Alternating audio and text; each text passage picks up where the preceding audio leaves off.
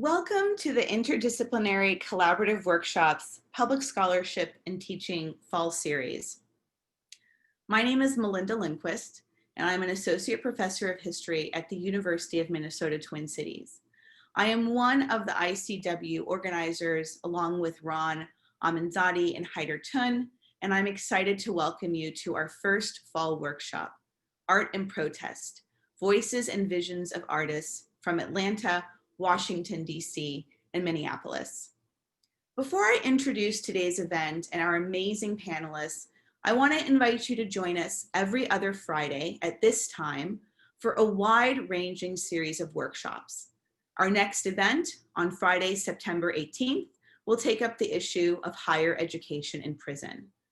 Please find our complete fall lineup on our Google site. Over the past several years, faculty members and students across our four institutions, the University of Minnesota, Howard University, Morehouse College, and Spelman College, have been working together to create spaces for our scholars, students, and communities to be in conversation and work in solidarity. This past summer, we convened 2 half-day teach-ins on policing, public policy, and racial justice, and on racial justice protests and social change, which were videotaped and are available for you to view on our YouTube channel. In the context of these conversations, it became quite clear that within our landscapes of protest, artists are playing important roles. Our second summer teach-in featured some of that work, and today we're excited to create this space for you to listen in on and then join into a conversation between our 4 artists whose work engages deeply with issues of protest and racial justice. We look forward to spending the next 90 minutes with you. On Zoom, the chat is also open. We invite you to use that space to share your thoughts and questions. You are also welcome to share questions through the Q&A box as they arise. You can also open up the live transcript if captioning will make this program more accessible and enjoyable. As always, we hope that the bridges we're building between artists, scholars, students, and community leaders will strengthen the work that is happening across our cities and throughout the nation around racial justice. It is now my honor to introduce you to the 4 artists on our panel and the moderator of today's conversation. First, it is my great pleasure to introduce Keshad Adhaniyi, who also embraces the name Ife. Adeniyi graduated from NYU's American Studies program and is currently completing his PhD in history at Howard University, where he is researching the impacts that Civil War impressment methods had on the carceral elements that emerged at the dawn of the era of Reconstruction. Ife's practice merges education, advocacy, and activism. Believing that artistic elements such as poetry, rap, and visual art are instrumental in educating people, he has used his art to build community. And one of the places where his artistic and intellectual interventions are amplified through this combination is in his work on the national and international intersectionality of Blackness and incarceration. I am also excited to introduce Leslie Barlow. Barlow teaches in the art department at the University of Minnesota, helps to run Midwest Mixed, and supports emerging artists as the director of Studio 400, and is part of a collective of public artists, Creatives After Curfew, that have been creating community mural work in response to George Floyd's murder and in solidarity with the subsequent unrest and uprisings. In 2009, Barlow was awarded both the McKnight Visual Artist Fellowship and the 2020 Springboard Fellowship. And in 2020 was a recipient of the MSAB's Cultural Community Partnership Grant. In her visual art practice, Leslie's current work uses figurative oil painting to share stories that explore the politics of representation, identity, otherness, and race.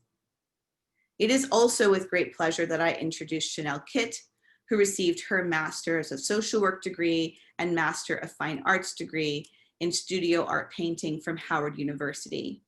Kitt is a visual artist and licensed social worker from the Bronx, New York.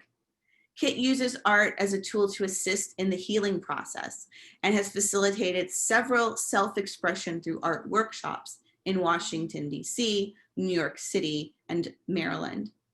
Drawing inspiration from memories and intersectional experiences, Shanell's abstract paintings and installations communicate her thoughts on social justice, loss and consequent grief, womanhood, empowerment, love, and spirituality.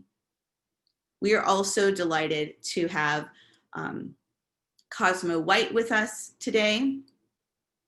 Hailing from Jamaica and most recently program director for the visual art program at Morehouse, Whyte has been recognized with numerous awards, such as the Art Matters Award, the Louis Comfort Tiffany Foundation Award, and the Working Artist Award. As a transdisciplinary artist, Cosmo employs drawing, performance, and sculpture to create conceptual works that explore how notions of identity are disrupted by migration, particularly when migration is an unfinished arc of motion whose final resting point remains an open-ended question. Finally, today's conversation will be moderated by Karine Teed, who teaches in the art department at the University of Minnesota in Minneapolis. Teed is a research-based artist working in printmaking, installation, time-based media, and social practice. Their work lives at the intersection of queer theory, ecology, critical animal studies, and settler colonial studies. Karine comes to their creative practice after 10 years doing community organizing around immigrant rights, anti-gentrification, HIV/AIDS struggles, and worker rights. Thank you all for joining us for today's conversation. Before we jump into the conversation, I'd like to invite each of our panelists to personally introduce themselves and their work to our audience. After these introductions, Professor Teed will moderate the conversation and create a space for each of you to share more of your thoughts about the meanings, power, and work of art in your own practice and in this broader moment, especially in the context of protest. Thank you all. Thank you to our audience for being here. Thank you again to our panelists. We are in awe of your work. We so deeply appreciate it. And I would like to just start off by inviting Ife to start by maybe sharing a little bit more about yourself, your art, your thinking with our audience. Thank you so much. Well, welcome everybody. I hope this is everything. My name is Keshad Adhaniyi. I prefer to go by Ife. I'm from LA, the Watts area in specific. I would say in 2012 is where my art began to take form as an intentional tool, if you will. I began to teach inside of prisons, CIM in specific, and since then have taken my art into upwards of 13 facilities, both domestically and internationally. I use multiple disciplines. I am a painter. I'm also a rapper, a poet. I consider myself an activist and an academic.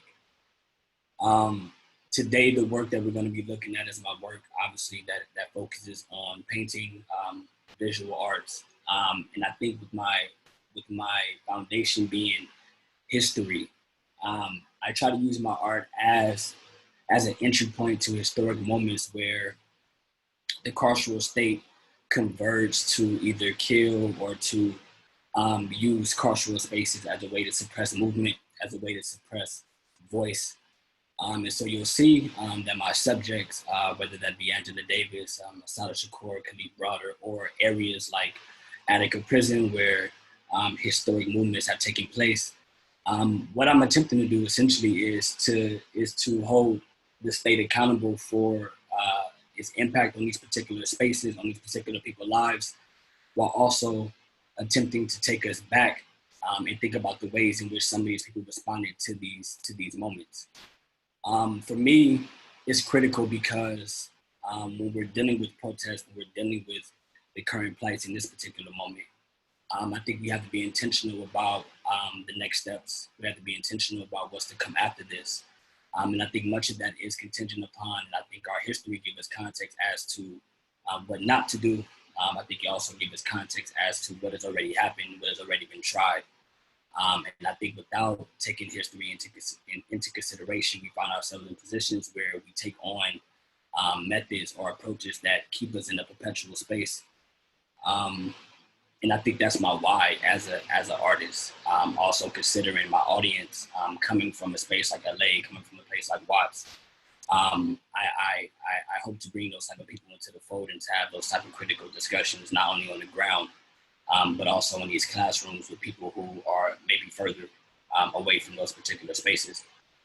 So that's a little bit about myself. I'm looking forward to having a conversation with you all.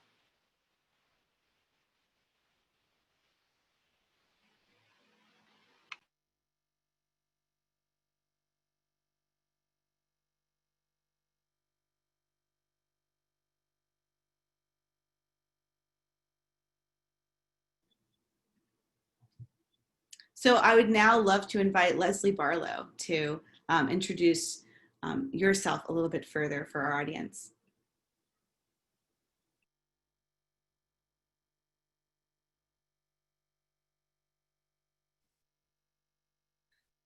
Hey everyone, my name is Leslie Barlow and I use the pronouns she, her. I identify as a Black mixed race cis woman. I am an artist, a storyteller, educator, and also sometimes like to call myself a space creator facilitator, which I'll talk a little bit more about that later. I grew up and currently live on occupied Dakota land, which is now known as Minneapolis. But my family is not from here. My mother's family immigrated here from Denmark during the Second World War. And then my father's family was forced here from what we recognize today as Ghana, Mali, Cameroon to work and live as enslaved folks in Tennessee. And then my great-grandmother moved to Chicago, Illinois during the Black migration. A lot of my family still lives in Chicago today, but my father moved to Minnesota in his 20s. I like to give that context to who I am because a lot of my work is actually based in ideas of belonging, family, erasure of our histories and stories, and the power of representation. My visual art practice is kind of all over the place and constantly evolving, which mirrors the personal growth and reflection I feel like I'm doing every day. But one of the things I'm interested in is examining and reimagining our relationship to our racial identities through healing our collective understanding of belonging and decolonizing the white supremacist hierarchies and practices that we carry. My work is liberation centered. I create life-size oil paintings that use the figure and portraiture to explore issues of multiculturalism, identity, representation, and race. I investigate these through the use of the personal, often creating works depicting family, friends, people in my community, and personal experiences to reflect the subtle and not so subtle integration of these ideas into our individual lives and identities.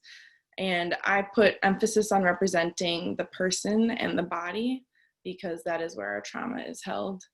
I use my artwork as a vehicle really to talk about race with complexity and nuance and focusing on relationships and experiences of people in my community and just conversations that I have with folks every day.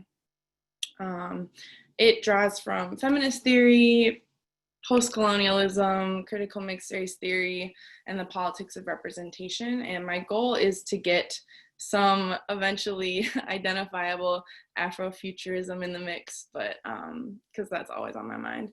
What results from the visual work is not the desire to simply have dialogue, but to actually manifest the power of images.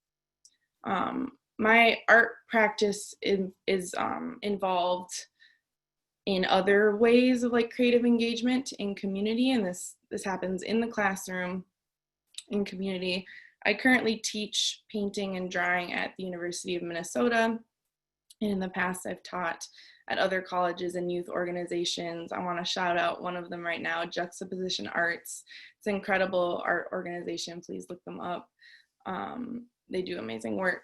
I also organize for Midwest Mixed, which is a racial justice organization that calls in and holds space for mixed race people and transracial, transnational adoptees. And so we have convenings and dialogue and work to do better within our own families and communities.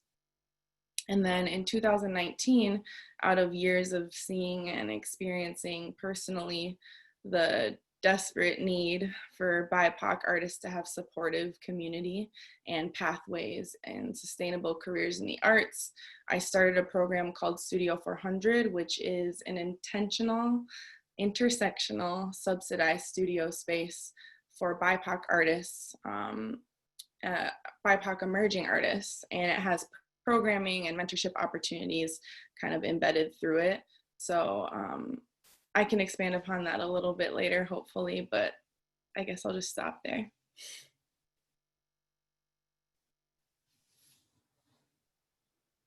Thank you so much. I'd love to invite Shanell Kitt to introduce herself a bit more to our audience.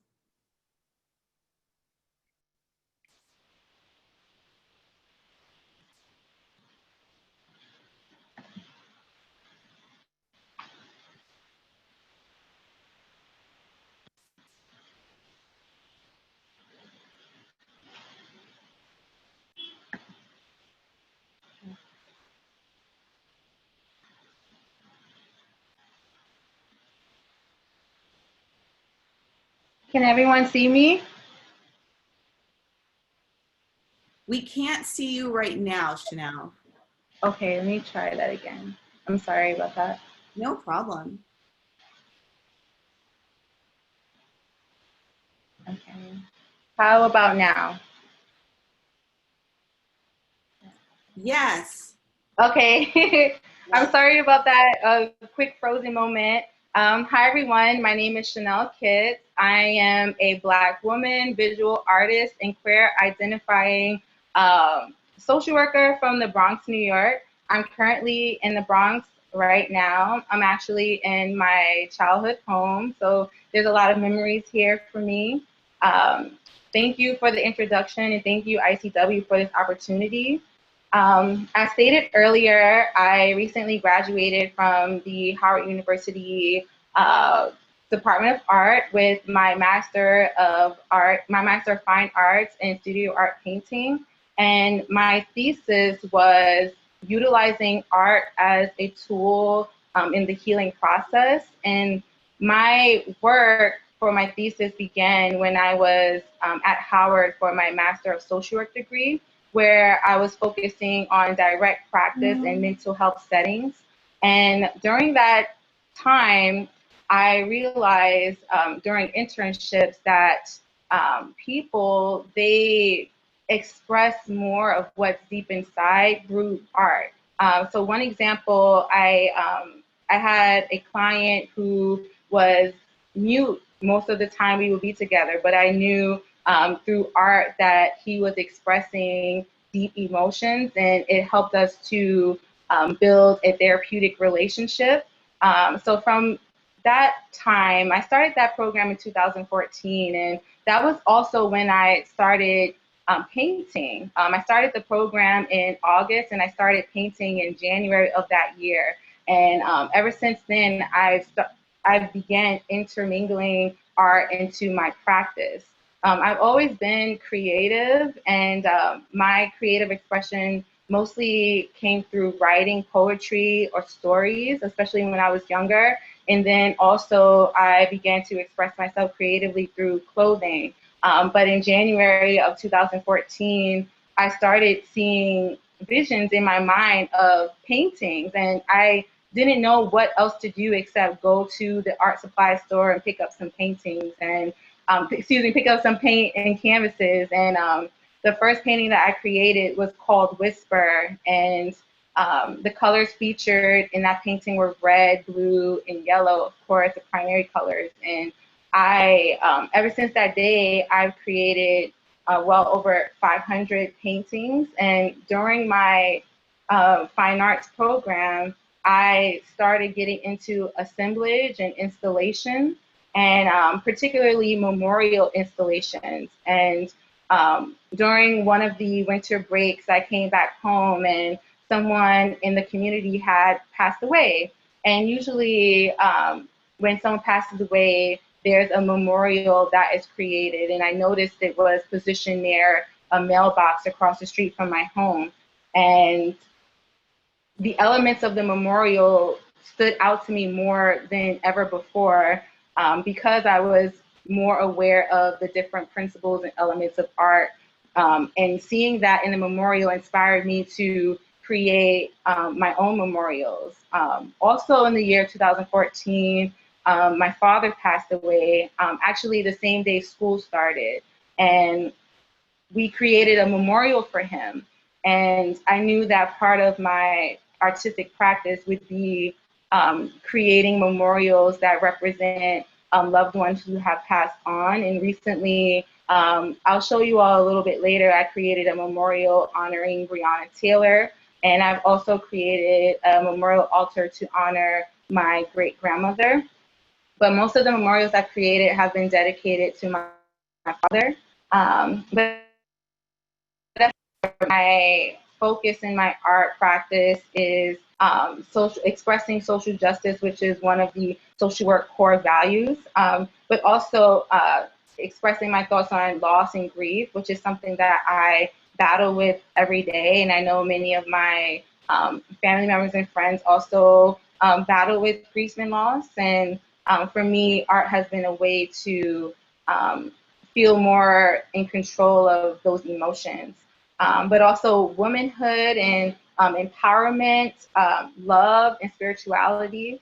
And just thinking about love is just one of the emotions that I have been working through a lot through my art. And yeah, the workshops, I started my workshop during my internship program, and I expanded it to not only DC, but New York City and Maryland, where I've worked with a wide range of folks who, the youngest I've worked with, well, I was also an art teacher, and so the youngest I worked with, we had I believe the youngest was 2.5, so I've been doing work with 2.5-year-olds all the way up to 65 and older, with varying experiences. So one experience was a senior who had Alzheimer's disease, or other types of dementia.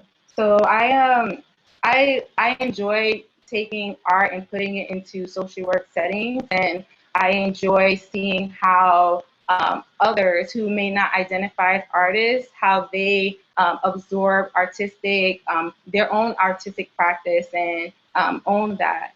But yes, I can't wait to share more later, and thank you again.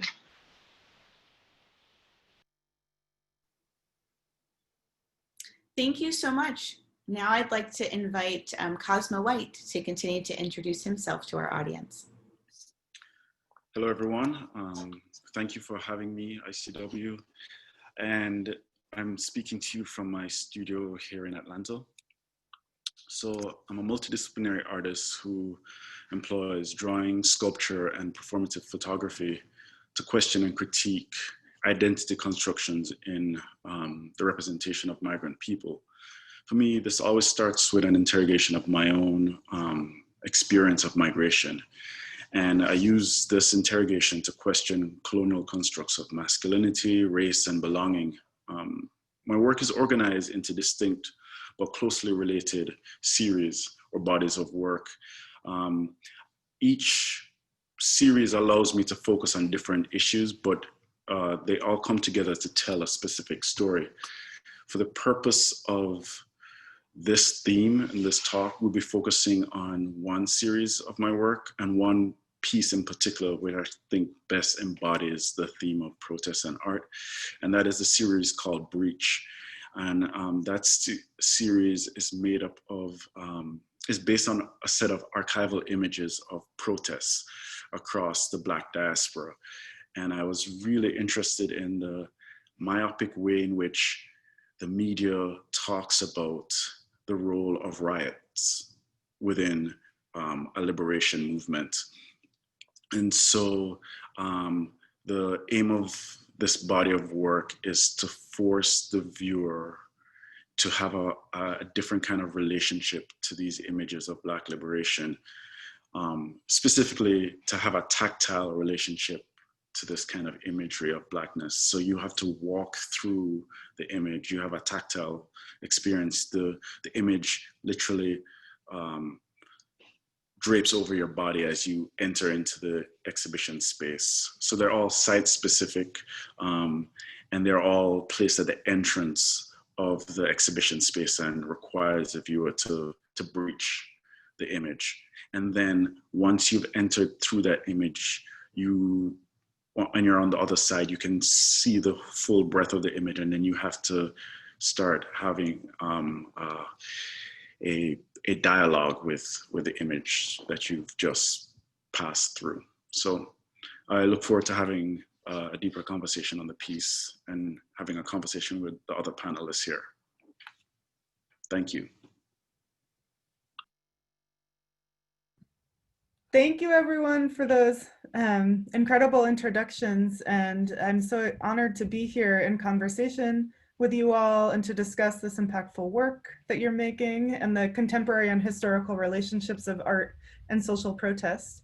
I'm also really excited to just get right into more conversation with our panelists. So just to give a little sense of structure, we're going to start with a conversation with the panelists guided by questions between me and the artists, and that'll go for about 40 minutes.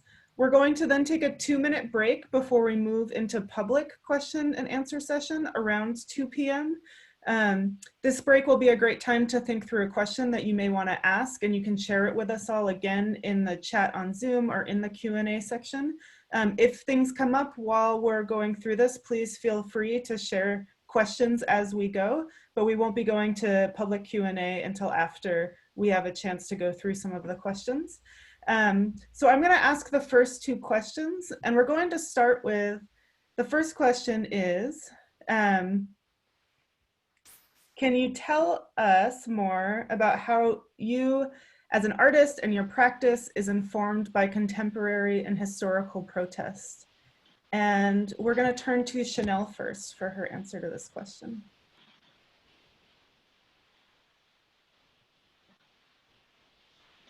Hello again, everyone. I'll start by explaining a bit about my art that's on the screen here. It's called Tattered America, and when I was creating this, I was listening to news about the recent protests that were erupting in different cities, especially in New York City, Washington, D.C., Minneapolis, and I felt extremely frustrated, and I felt creating work on unstretched canvas, which allowed me to pull and tug and rip, was a great way for me to relieve a lot of the stress that I was feeling. So in Tattered America, it's 4 inches by 13.5 inches, and I use acrylic paint and watercolor. On the blue, I wanted the blue to represent police, and if you look closely, there are holes within the blue, so there are 50 holes. And I wanted the 50 holes to represent not only the 50 stars that are on the American flag, but to represent holes that the police, how can I say this? Holes that are created by police involvement. So whether it's a void in the family, whether someone's missing, whether someone's shot, those holes represent different experiences that particularly Black people face when dealing with police. And I know from when I was younger, there has been police involvement in my family, and I know how it feels to be a child dealing with that type of authority in a place where you're supposed to feel comfort. So I wanted that, and I also have some strings that are loose just to emphasize the tattered effect. I have red, and the red represents bloodshed, and it's blood that is often spilled from Black bodies. So that was a way for me to connect the two. And then the white represents white supremacy within America. So this is one of the works that I created that was inspired by recent protests in America. And I also created a sketch. I'm still working on it. I don't know if you can really see it, but this sketch is my best friend and I went to a few protests in New York City where protesting against police brutality, and we were also marching in honor of George Floyd. And during the protests, you see people with extremely creative signs, or they're holding up signs that say Black Lives Matter, or defund the police, or end white supremacy, etc. So I wanted to create a sketch that reflected what I saw in my environment at that time. And also just the tension and the energy. And there's also feelings of hope, because when you're marching, you feel like you're marching for something where you feel like you don't have a lot of agency over, but seeing everyone's solidarity, that provides me with a sense of hope, and it shows me that the way that I feel, I'm not alone in my feelings. But thinking about contemporary and historical protests, and how my art is inspired by that, is also thinking about the Black arts movement. And I'll share a little bit more about that in another question, but I wanted to also state that I'm also inspired by artists who have utilized art, whether it was in the 60s or the 70s, to express their dissatisfaction with how they're being treated in America as Black and brown people. But yes, that sums up my my response.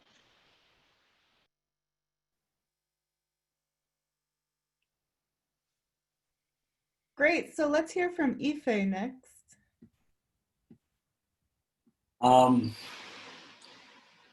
I think for me, and similar to Shanell, I'll start by what was my impetus behind creating this particular piece.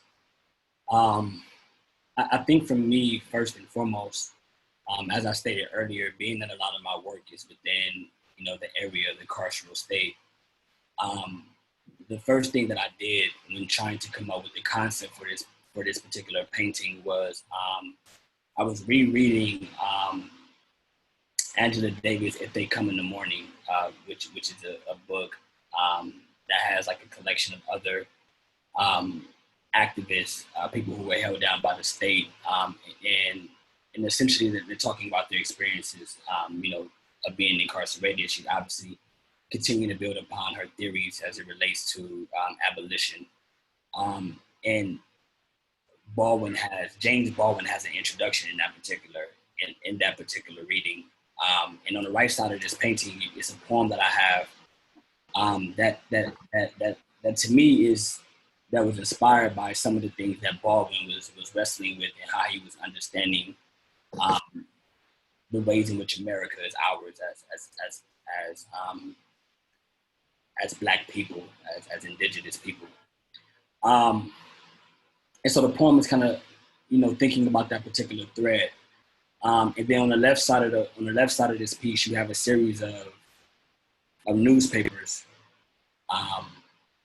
many that one that speaks to the ways in which Angela Davis' case, impacted her tenure and what it is that she was on track with at UCLA, and then talks about her capture when she went on the run after being implicated by the state.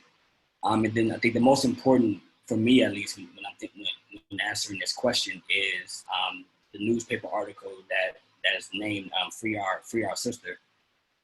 Once Angela Davis was captured, the country, the globe joined arms in efforts to get her released so that she could fight her case on the outside. And the image that I focused on for this particular piece, which is, the subject herself, is a picture of her that was on front of the Jet magazine, which was the first magazine publication that she did after she had won her trial, where she's talking about the implications, she's talking about the impact of what she had just went through. In many of my pieces, in all of my pieces, the American flag is connected to it, as I believe America, at least when we're thinking about these things from a perspective, is who should be, held accountable for the violence that these people have kind of traversed through. So when I think about, the question in how contemporary or, historical protests inform my work, I think about pieces like this one and the pieces that you'll see in the future, because I think it's an opportunity for people to not only learn that, some of these things we have dealt with historically, but I think it's also opportunity for us to understand the great lengths people have went in order to kind of combat against the system, in order to combat against the carceral state. Angela Davis represents what I believe or what I hope, I would, in the midst of such trying times, the level of audacity, the level of, courage and sacrifice that she was willing to undergo as a way to, undercut, all forces that were coming together to converge against her, I think are not only elements that we have to, rely upon, but I think it also provides insight for how violent these particular systems are. And I think it's because of her and people and other subjects that you'll see that I'm using in my art, where I began to latch on to conceptual ideas like abolition and theoretical ideas like abolition, because it's that serious. And so that's my response. Thank you.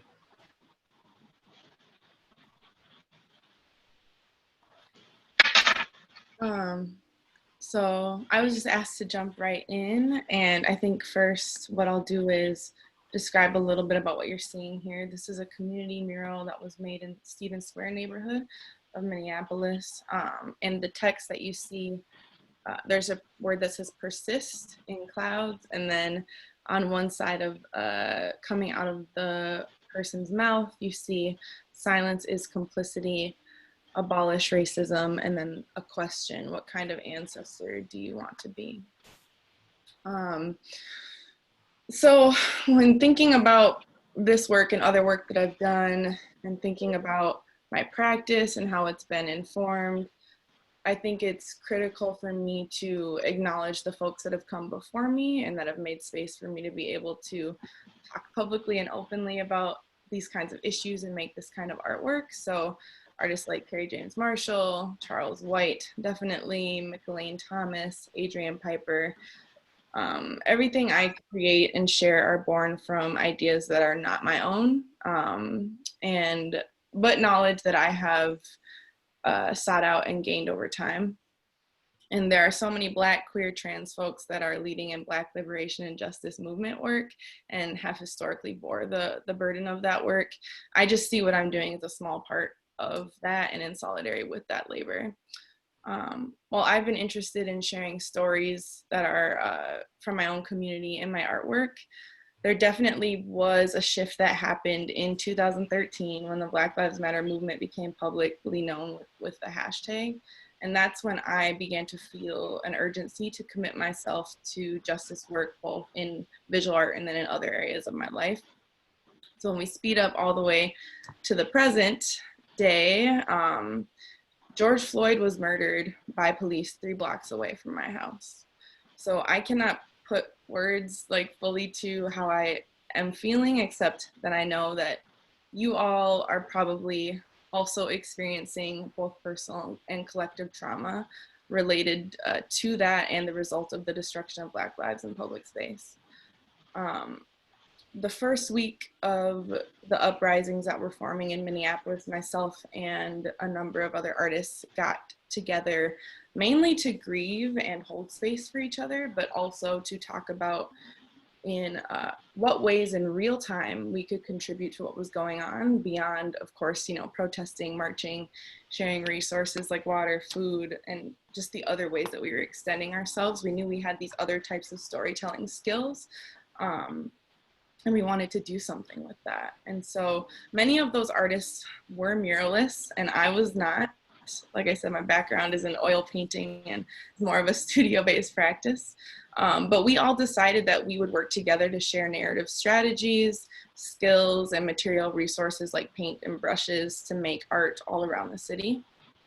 So what started as like 15 people became an entire decentralized collective of BIPOC and queer artists and allies that is still growing and evolving even now. But we've created over 50 different art actions around the city that have involved both seasoned artists and community youth alike. It's been an incredible process of connection and healing and processing in a time where like people have really felt isolated, and also a process of like imagination, stretching, and idea sharing for what kind of future we want to see. And then, of course, I think the most important part of the work was just creating space to, or is creating space to honor and never forget the people who have lost their lives and the reasons for why we are continuing this fight. So that's a little bit about this collective. We named ourselves Creatives After Curfew, and you can look up the work online at creativesaftercurfew.com. The mural that's in this photo is the one that we just recently finished, I think a week and a half ago. So that's my last project that I did.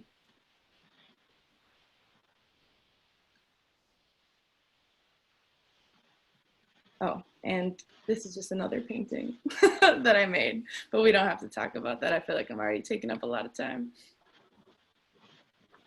Thank you, Leslie. We're going to move to Cosmo now. All right, hi.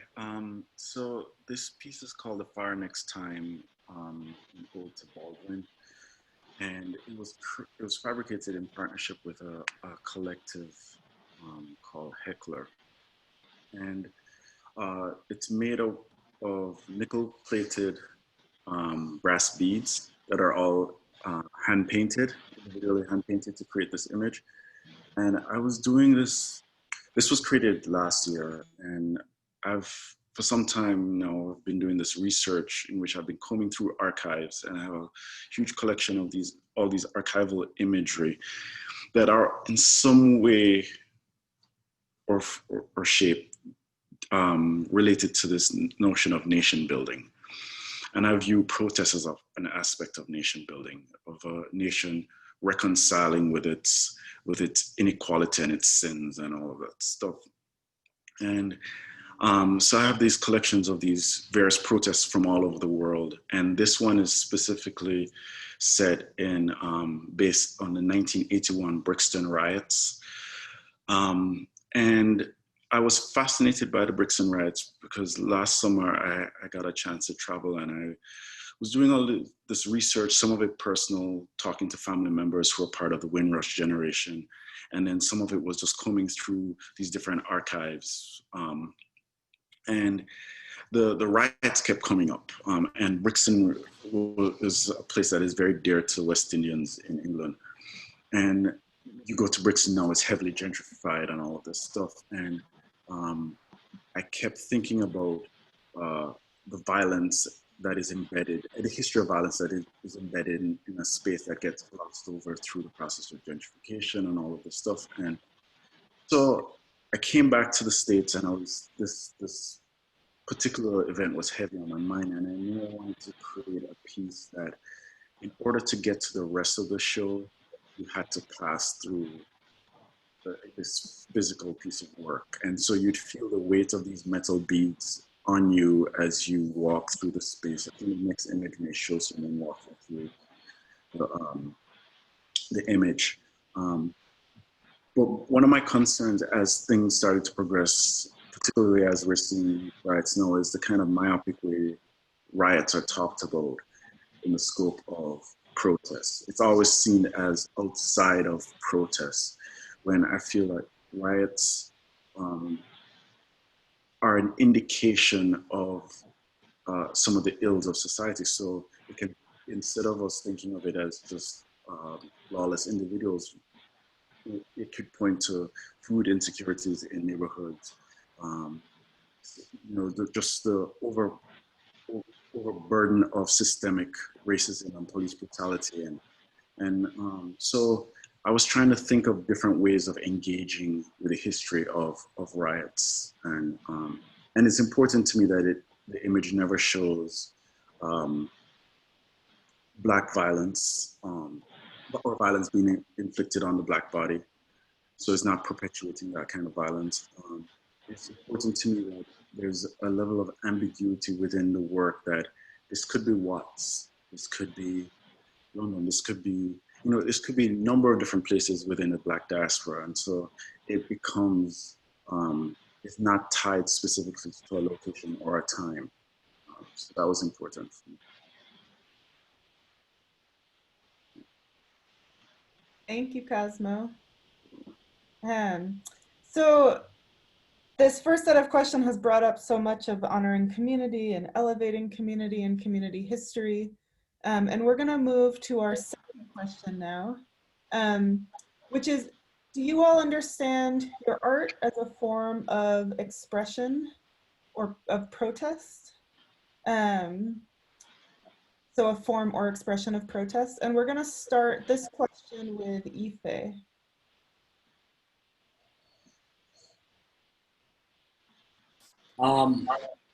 I think it can be. I think it depends on the artist, particularly. If I had to speak for myself, I would say yes. I think it is a form of protest. There's a type of intentionality that I think the artist, myself, that I think is critical. That I think is critical, especially when we're considering how we're adding or either taking away from the discussion. For me, for instance, like with this particular piece, I did this piece while I was an artist in residence for an activist group called the Alliance of Family for Justice out of Harlem, New York. That particular organization brings together the families of people who have people who are held down in this particular moment. And a lot of the family members who are from Harlem had people who were at Attica prison. And more specifically, it made me begin to think about the legacies of activism or protest that come out of that particular institution. In a way that our people who are incarcerated can have voice, can lend voice, and build collectively with those of us who are on the outside in order to put pressure on the state to not only undercut their conditions, but to also think about what it means to get rid of specific facilities. Currently right now, my best friend is serving 10 years at Centinela Prison. And it's in California, it has the lowest rate of, parolee rates, and prior to him getting to Centinela, he served some time at Wasco State, where Wasco is still located in a place where those who are incarcerated can contract a disease that can, in some instances, be fatal. And on top of that, we're obviously dealing with COVID-19. And so, thinking about the ways to also use the art as an entry point to facilitate discussion for him so that he can also, engage in that process of, what somebody like George Jackson would say is like an awakening, right? That's happening while you are dealing, while you're in the beast of that particular institution. And so, so in that regard, for the artist that I am, yes, art is an expression of protest and a collective voice, if you will. Thank you, Ife. We're gonna go to Cosmo now. Yeah, for me, it is. I view it as as a form of protest. I would actually go so far as to say art by anyone who is historically subjugated or disenfranchised. It's a form of protest, in my opinion. You could be singing and dancing, and that expression of Black joy is a form of protest in the wake of all that one has to deal with um, under a system of white supremacy. So, yeah, for me, very much so. And in, within my body of work, it may be directly stated as such in the case of a piece like this, which is overtly talking about protests, overtly talking about um, pushing up against a system. And then there's other works that is less direct in that approach, but I still view it as all under the umbrella of expression as protest. Thank you, Cosmo. That's such a good overall view of that question. And let's go to Leslie next. Yeah, I'm not sure there's a lot I could just add to what Cosmo said, because I feel the same way about, artwork being made by anyone who's from a historically disenfranchised or marginalized community, is a radical, courageous act of resistance. I also think that, while the physical art has potential to be protest, right? Protest art, we've heard before. I think it also can be anything and everything. And so that may look like something weird or quiet, or look like rest, which of course you could still argue is resistance or protest as well. So I don't like to limit definitions of art too much, especially when the context or understanding of the art changes from when you're just making it alone to when it then is shared with the public, because then there's an intermingling or entanglement of artist intent and audience's experiences and perspective and perception. So I just shared this painting here, which is a portrait I did of a local organizer in my community, Kino Eval, because I like to think about, even just taking up space with our images and bodies is an expression of protest. Kino here in this painting, he identifies as a Black transracial adoptee, meaning he was raised by 2 white parents.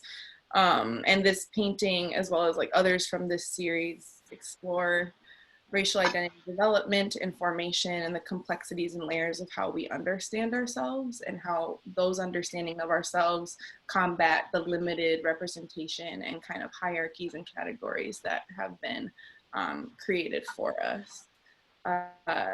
Yeah, so that's kind of how I feel about that. Thank you, Leslie. We're gonna go to Shanell now. Yes, I agree with the other panelists, and I love when Leslie said taking up space is also a form of protest.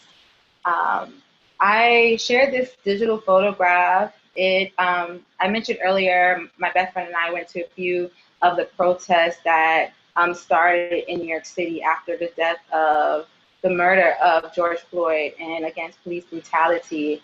And in this photograph, did I mention that this was in New York City, and we were marching down, I believe this was near 34th Street, if I'm not mistaken, but I wanted to highlight the contrast between the people and also the height of the buildings, and also the signs and the outstretching of the arms holding the signs, and just kind of collecting all of those emotions and experiences in one moment. So as you can see, one of the most prominent signs that I saw was Black Lives Matter, and I wanted to center that in the photograph. But to answer the question, I believe that art absolutely has the power to be a form of protest. It can be, as Eve said, art can be anything and everything, as Leslie said. And I feel that just historically thinking about art, artists, and protests, I wanted to highlight just some key points. Definitely understanding the Black arts movement that happened in the early 1960s in America. That was when many artists used their artistic voice to protest against what was happening to them as Black people in society. So such artists during that time included Benny Andrews, Kate Brown, Jeff Donaldson, who was a prominent figure at Howard University Department of Art, Dinga Buchanan, and also my professor, James Phillips, who was not only a prominent figure during the Black arts movement, but he was a part of AfriCobra, African Commune of Bad Relevant Artists, and also AUC, both collectives that focus on exactly art and protest and utilizing art as the tool to express how they felt during that time. Another collective, Spiral, centered Black artists and art and protest. And I know when I was thinking about this question, one of the works that popped into my mind was the Wall of Respect that was created in 1967 in Chicago by prominent Black artists. And they highlighted key figures who were fighting against racism in America, sexism, etc. So just understanding where I am today and the legacy that came before me, I know to be true that art has been used as a tool of protest. Yes, I think that for me, I cover a multitude of topics with my art, but just given where we are now in society, I feel it's my responsibility as an artist to how I feel, because silence is violence, and I feel that it would be irresponsible if I didn't address or express how I felt through my art. So I've been creating work that I would say is more, I don't know if political is the right word, but I'm speaking more out about how I feel as a Black woman in America, experiencing racism on a daily basis. But another march that I wanted to highlight was the Brooklyn Liberation Action for Black Trans Lives that was hosted by the Oprah Project, Marsha P. Johnson Institute, Blitz for the Girls and Black Trans Femmes in the Arts. And another best friend of mine who is trans, we went to this march, and it was beautiful seeing everyone come together to state that Black trans lives matter. And the crowd was filled with artists, and you can see again from this the science that people create, how they use their artistic voice to showcase how they feel. So I feel empowered by the other artists that I'm around, my friends and my family who are fighting against the racism and police brutality. And I've been utilizing art lately as a way to express how I feel about protests.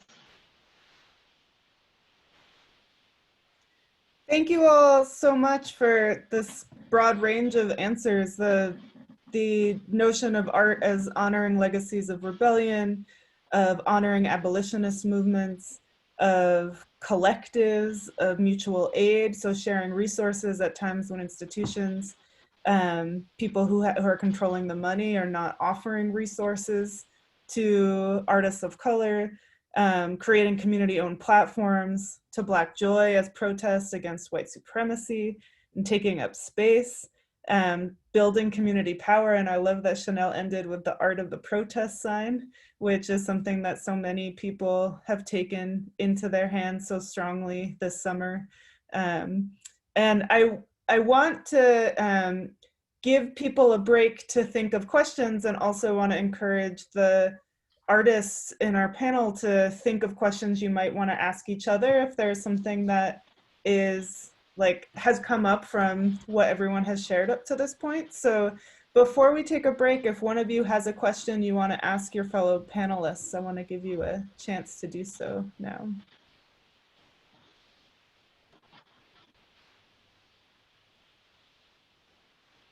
I have a question.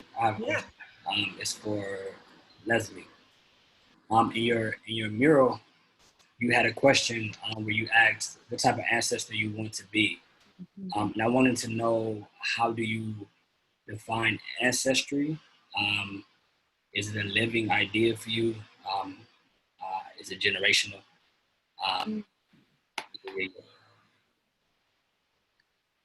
That's a really good question. Thank you for that. I think when I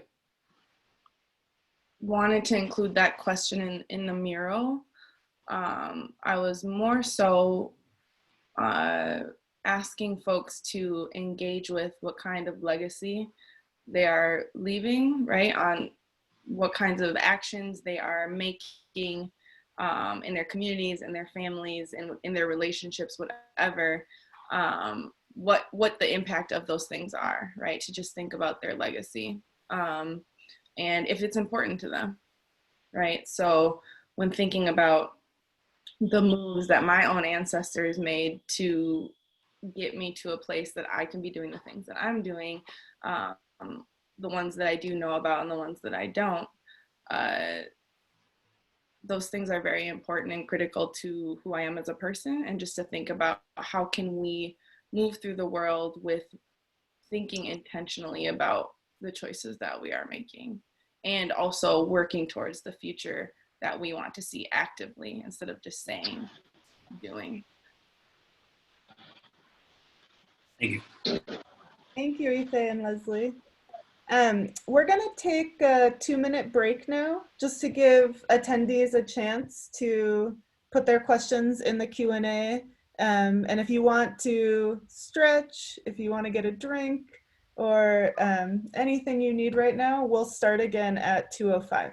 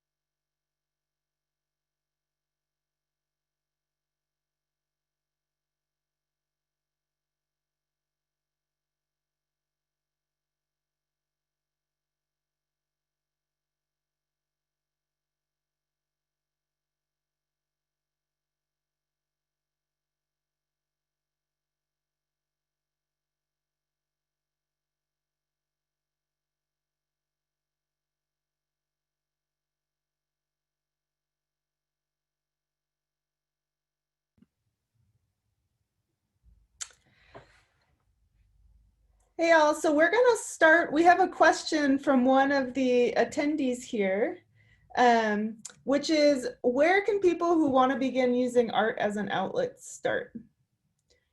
So Shanell, do you want to start with that one? It sounds like you do a lot of work with people making art from lots of different backgrounds. Sure, I'm sorry. I was having a little bit of audio difficulty. You were saying to answer the question, where can people who want to begin using art as an outlet start?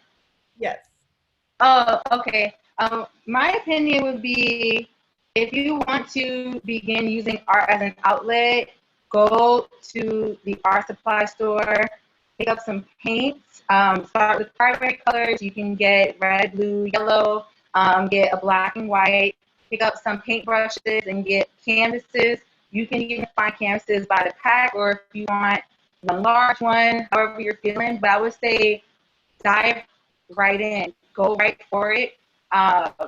If you spend a lot of time thinking about it and you're not sure, you may waste so much time where you could be actually painting. So I would say, if you want to start utilizing art, buy the materials. If you're not able to, there's a lot of art supply stores that donate paints.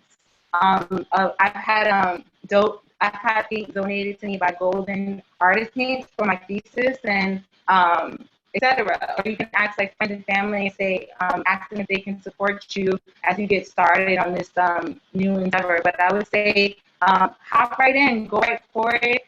And you can even watch like YouTube videos of artists who you may be inspired by to see maybe their kind of style. But I would also recommend just going into it first, your own style is. And for me, my style is abstraction. And I started getting into assemblage as well. But yes, I would say go for it. Go head first. Thank you. Does anyone want to add to that, or should we jump into the next question? This next question is about, for those of you who work in different capacities with community and youth in creating art, what are your goals and how do you see that the experience of participating in the creation of public art is impacting young artists? So Leslie, do you want to start with this one? Yeah, I can try to answer this. In my experience, I've worked with youth in a few different capacities, but I'll just talk about this summer. In my experience, like just giving space for them to contribute and lead in the process is a really good place to start. So any of the murals that I worked on that had youth involved, which was most of them, they were involved from the beginning. They weren't just like folks who came in and added some paint, like they were involved from ideation to, we asked them to invite their own community in. We also would include them on conversations about payment, if there was any kind of stipend, which many of them did not have that, but if we were lucky and did have some type of financial resources, they were also involved in those conversations, and we would talk about, what does it mean to be compensated for what you need, and just like asking for that, and then the actual painting, just skill sharing right in the moment, and knowing that we're all working collectively towards this, larger, these larger narratives, working in solidarity with these larger movements, so it was, I feel like I approach collaboration with youth as a peer collaboration, less of a hierarchical collaboration, and through that participation that they experience, hopefully they continue to disrupt those kinds of hierarchies in other spaces that they're also working with other artists. I love hearing that response because I think about how our education system is so individualistic, and doing a community-based mural is so much about recognizing that you're doing something amazing with community and with a group of people that maybe you couldn't do on your own, but it's about feeling success together and being part of something that's bigger than just yourself. Exactly. Such an important lesson for young people. Does anyone else want to jump in on that? Okay, I'm going to go actually to the third question of the original questions, but I'm going to work Rine's question in here that she wrote for Cosmo. Because that question was, can you tell us more about your aesthetic and what inspires you and how that informs your process and resulting compositions? And Rine's question was for Cosmo about specifically Cosmo's use of black and white and charcoal or otherwise, and some of your other work using color as an accent. So talking specifically when we get to Cosmo about your work with color or the absence of it.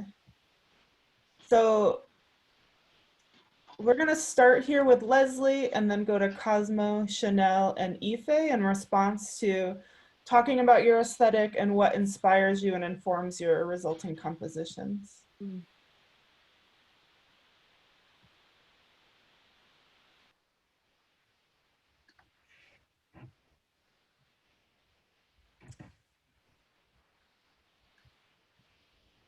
I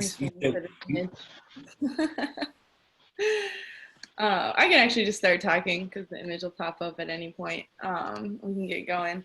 I would love to actually share a quote from one of my favorite writers, activist Bell Hooks, because when I look to a lot of, what inspires me, I am pulling from other artists, writers, cultural workers. And this quote, I think, speaks to a lot about what the core of my work is, which she writes, "Beloved community is formed not by the eradication of difference, but by its affirmation, by each of us claiming the identities and cultural legacies that shape who we are and how we live in the world."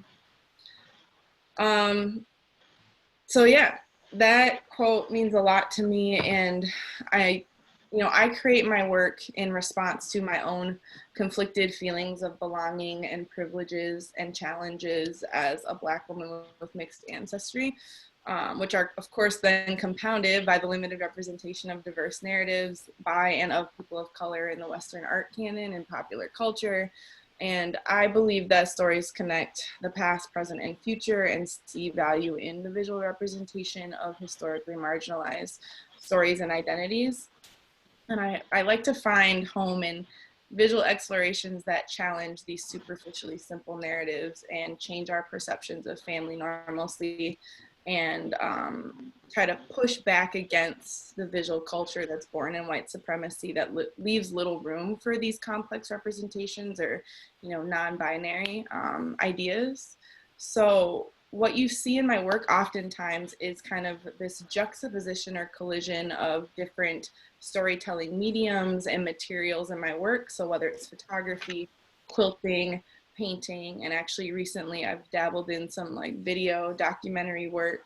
And that is important because I'm trying to create a new language, one that's both improvised, but also rooted in history and becomes like a merging of narratives, experiences, cultures, and identities. I often work from photographs for these paintings and also in collaboration with the people that are featured. So for example, in this one, this is a painting of me and my grandmother, and it comes from a particular series that was investigating like interracial family dynamics and intergenerational racial trauma. And speaking to like the current mural work that I've been doing, as far as like thinking about aesthetic, composition, processes, that entire process is incredibly collaborative, and so it can look like anything. And we definitely try to make sure that the messaging and content behind the work is the driver of the work. So, it drives the color choice, it drives the imagery, composition, etc. So I kind of, depending on what kind of work I'm doing, the pathway to the end result looks different.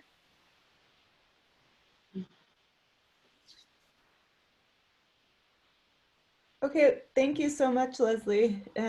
Let's go on to Cosmo now. Before I get started, can everyone hear me? All right. You're a little quiet. How about now? Is it better now? A little, yeah.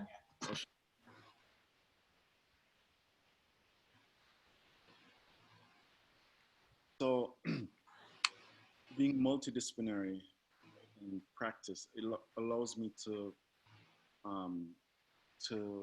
navigate different aesthetic schools of thought. So for instance, when you get into like sculptural work, there'll be some elements of arte povera in there.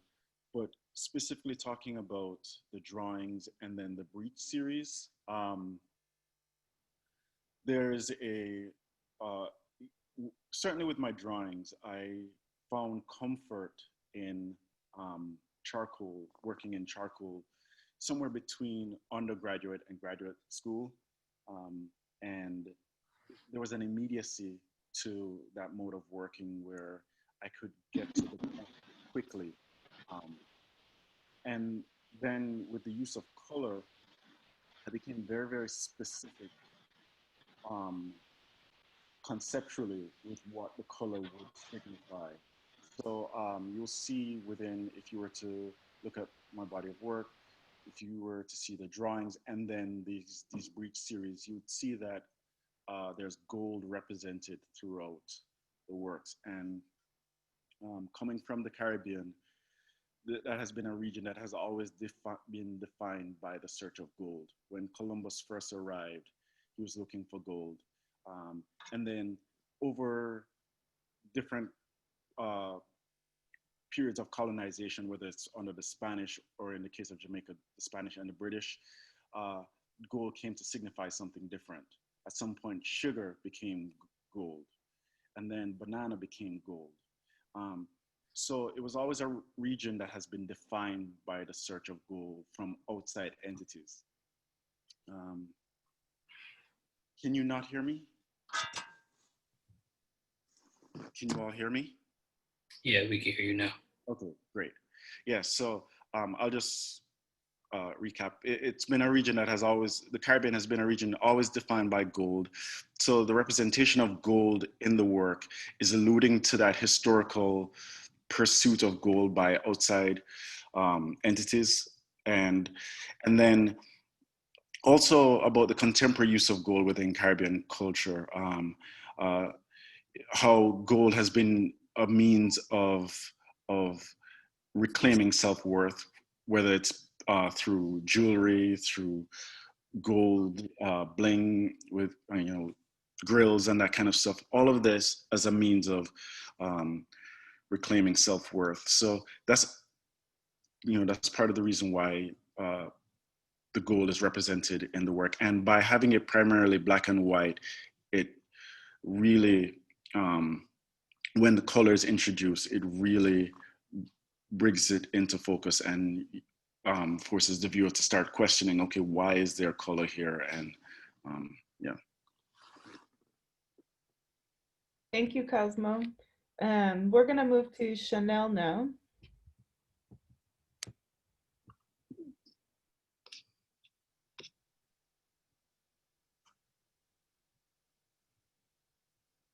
You're muted.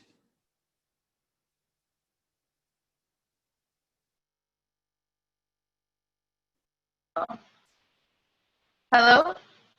Okay, thank you.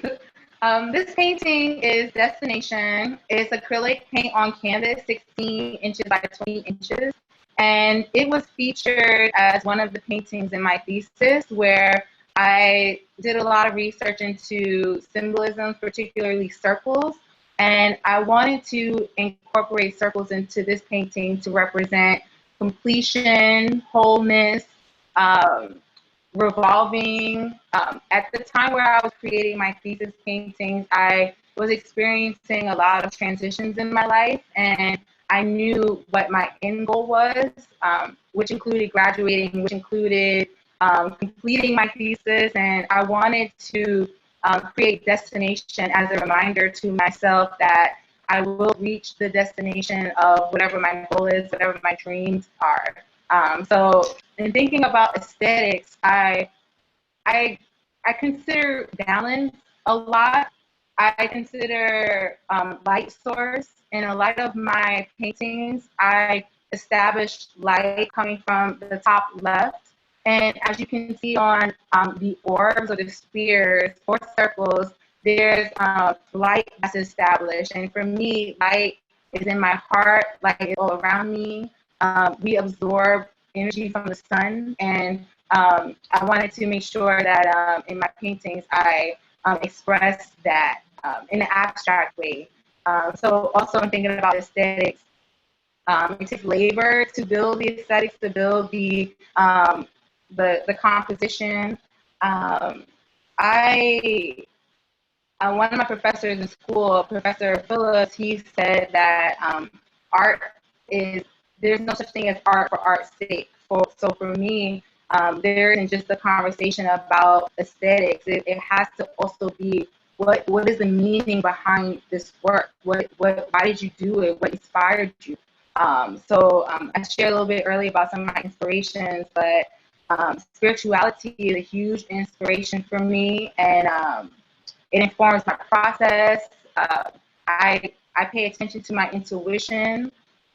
When I start painting, there's times where the painting takes control and it tells me what is next. But then I also spend a lot of time studying my art.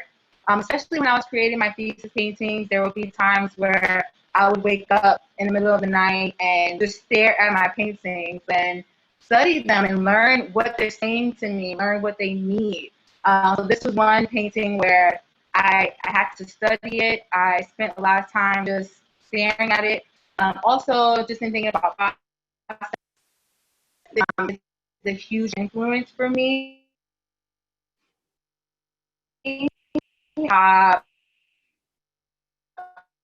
Or I can go back a little later, 70s, 80s R&B, but hip-hop, 80s R&B, but movement in my art is extremely, I'm just establishing movement in my art is extremely important as well.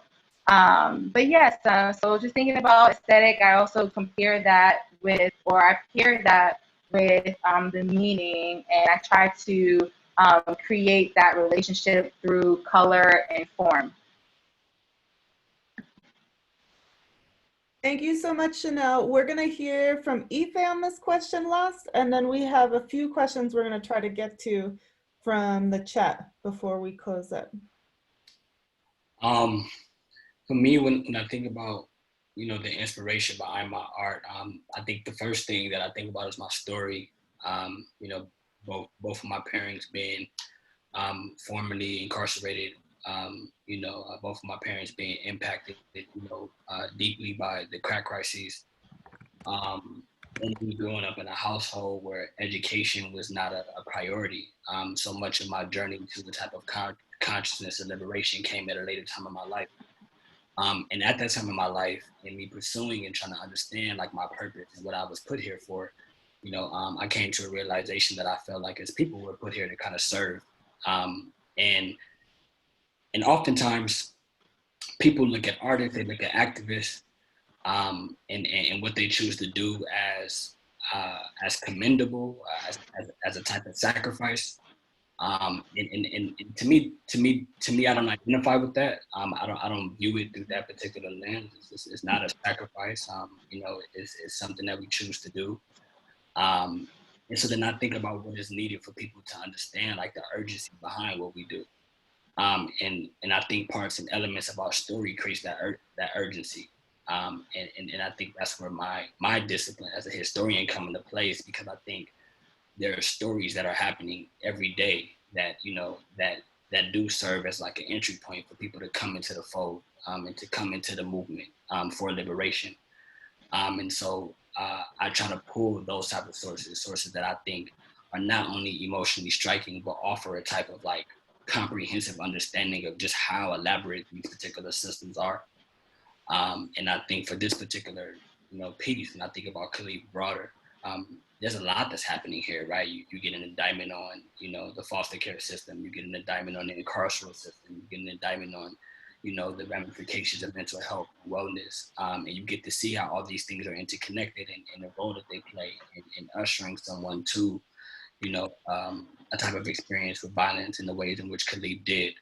And so that's my inspiration. Yeah.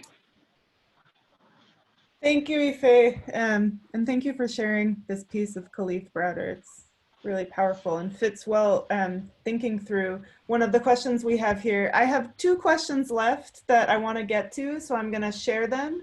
And then I'm going to give Leslie a chance to speak first because I know that she needs to leave exactly at 2:30. And then you all can speak to each of these questions as you want. So the 2 questions we're going to do for the end. The first is from Jan in the chat. What do you think it is about creativity and creative expression that makes it a powerful means of processing emotion, thoughts, trauma, personal and/or collective? Do you think there's something unique about art as a means to do such processing? And art here can be in its broadest definition, including visual art, creative writing, poetry, music, dance, storytelling. So that's question 1. And then question 2 is, I'm wondering if you all could speak a bit about the role of the MFA in relation to protests and community engagement through the arts. How does participation in institutions of higher education help in these pursuits, and how does it hinder them? So Leslie, let's hear a hard one. I think I would actually like to pass that first one on to Shanell because that's like where a lot of her work is based in. Great. Do you want to answer the second one then? I have some thoughts about the second one.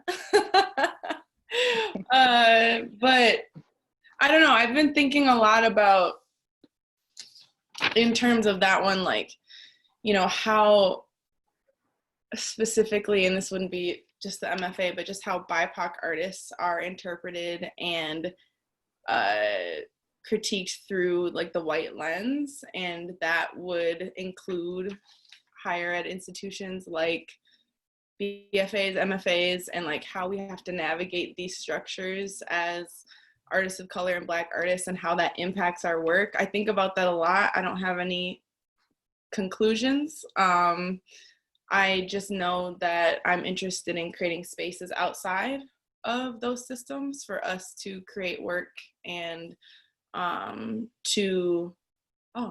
you for putting that up. For us to create work and get feedback from one another. What the MFA has done for me is, you know, I was lucky enough to have 3 other Black folks in my program that I was able to connect with and lean on, and that is not typical of the program that I went through. So having that community in that program was critical to the development of my work, and I still am in communication and contact with those folks regularly. So I think the MFA provides a great opportunity for folks to build community and create those types of connections. Beyond that, I don't know. I have mixed feelings, but I'll let other folks pop in and share their thoughts. Thank you, Leslie. Does anyone want to speak next?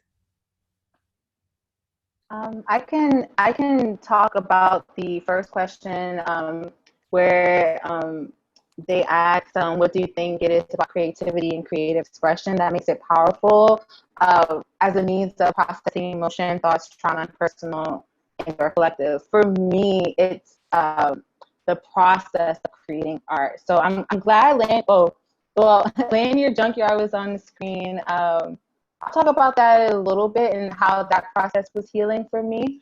But for example, when I create art and I'm feeling anxious or I'm having a depressive episode, there's something about seeing the colors that I don't want to say brings me back to life, but it helps me to feel relaxed and calm. For example, if I use yellow, that helps me to feel balanced. Sometimes if I'm angry, I may not use red because I may feel that anger. So it's for me, it's the understanding the relationship of color and how that helps to either calm me or make me feel excited. But also, I love using unstretched canvas. There's unstretched canvas behind me, and Lanyard Junkyard is also created on unstretched canvas. And what is powerful about that base for me is how flexible it is and how I'm able to rip it. Sort of like when I showed you all Tattered America, how I'm able to rip it, how I'm able to squeeze it. And if I'm feeling tense, squeezing something or ripping it or pulling it, that helps me to release my maybe some negative emotions in a healthy way.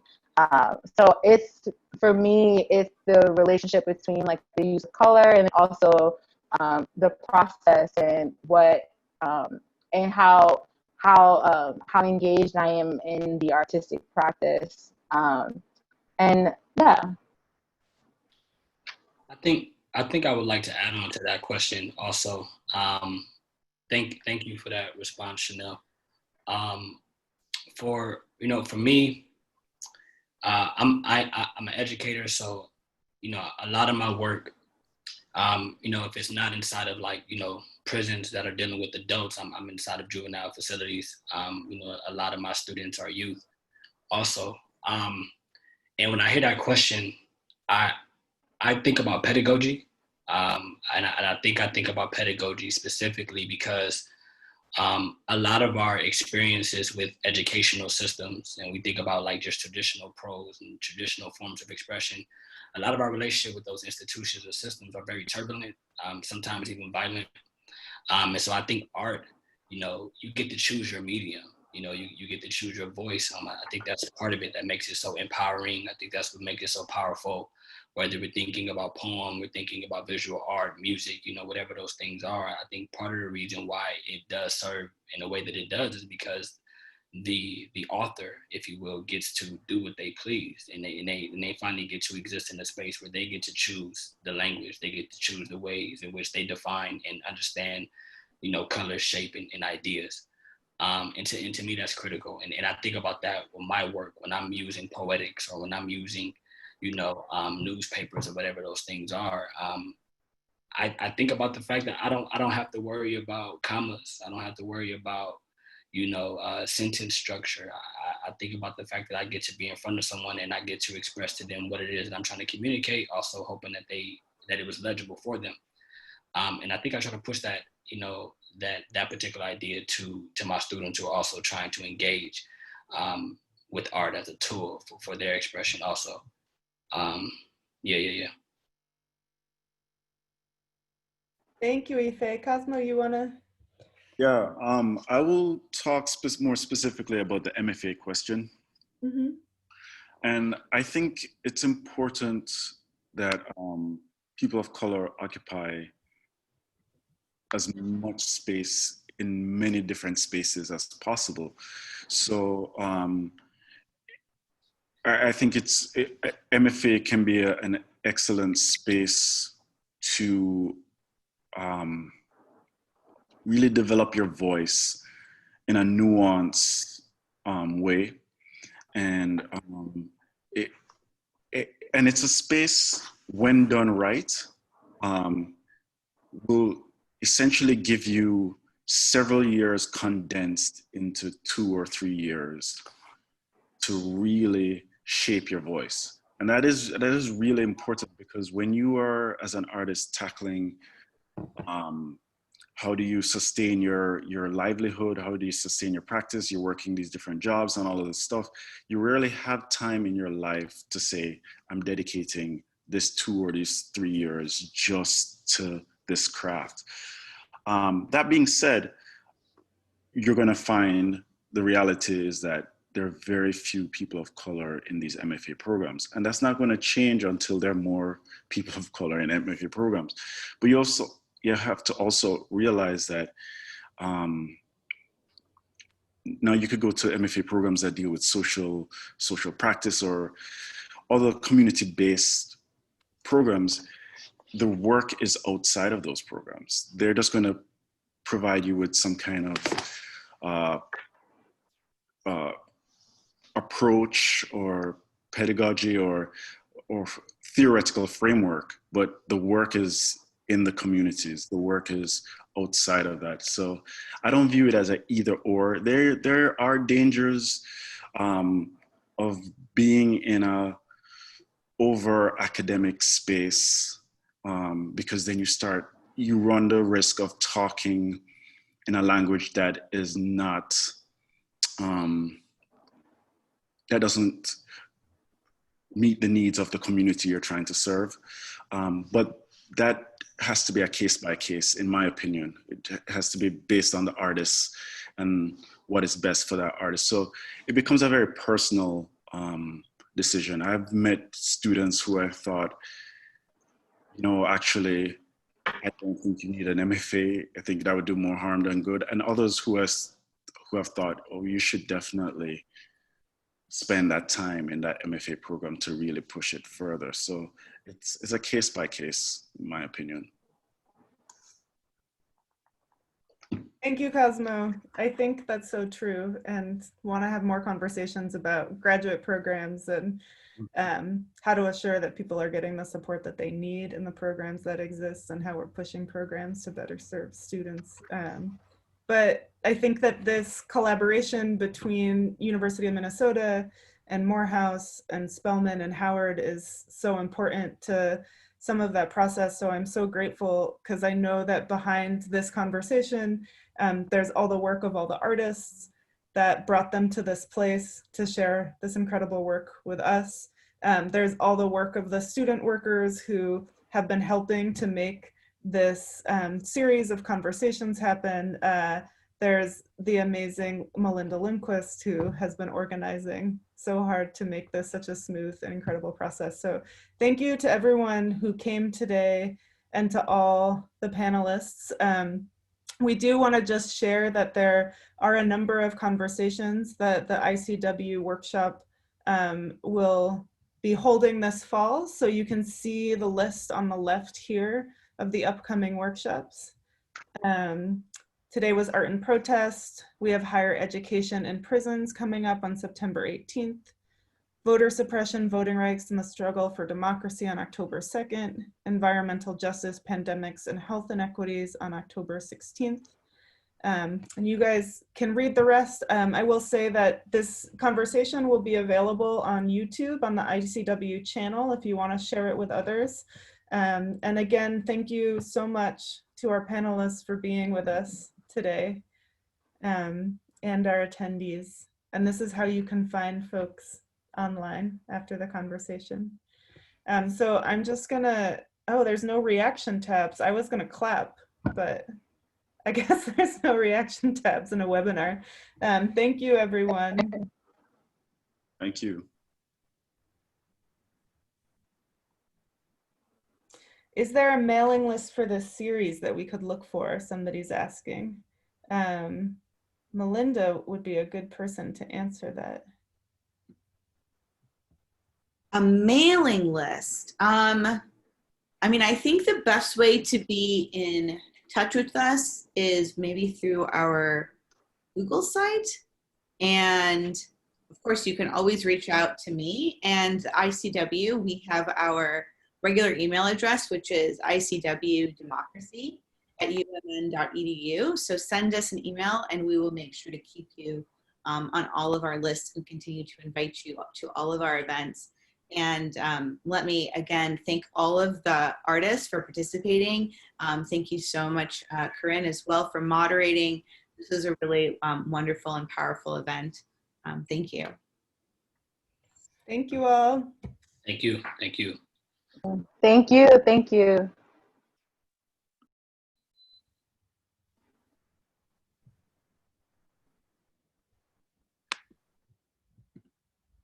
We can leave.